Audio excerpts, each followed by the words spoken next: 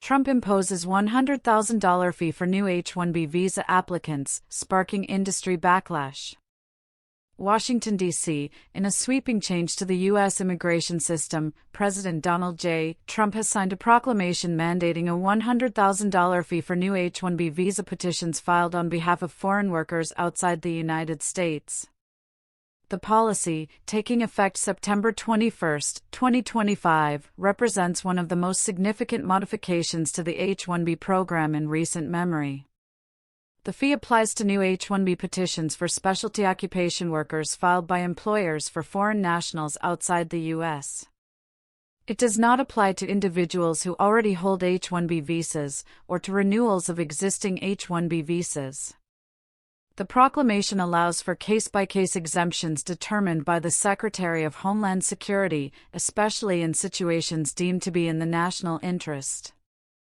It also directs departments, DHS, state, labor, to issue guidance on verification, enforcement, audits, and penalties. The administration frames the changes necessary to combat abuse of the H-1B program, which it says has displaced U.S. workers, suppressed wages, or allowed companies to rely too heavily on cheaper foreign labor.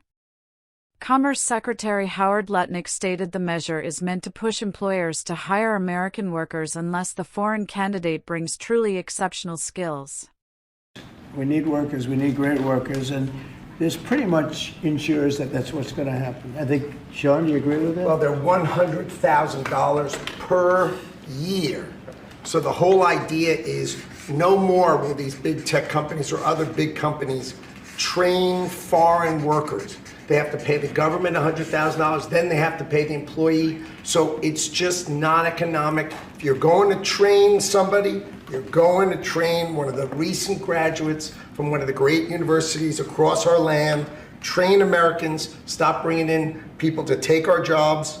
That's the policy here, $100,000 a year for H-1B visas, and all of the big companies are on board. We've spoken to them about the gold card. They love it. They love it. They really love it. They need it. The proclamation also orders a review and possible revision of prevailing wage standards within the H-1B program to ensure wages are not artificially low.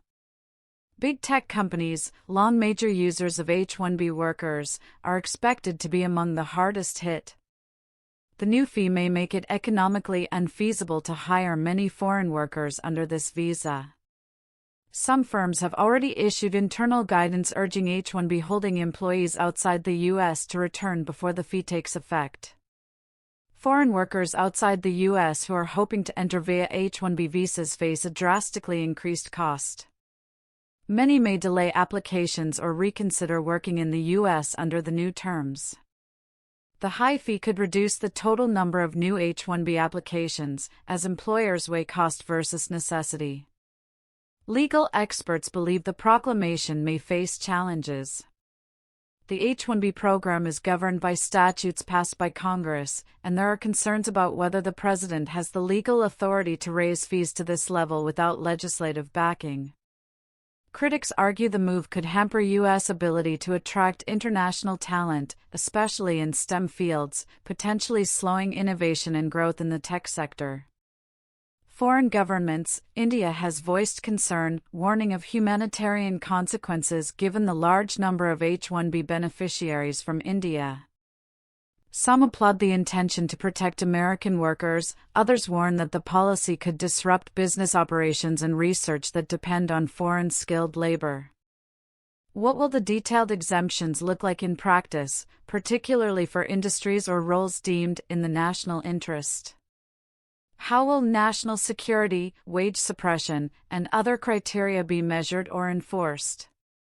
What authority does the executive branch have to set such a high fee, and will Congress intervene? How will this affect existing visa holders who may need to travel or renew in the future? While current holders are exempt, the arithmetic of global mobility could still change.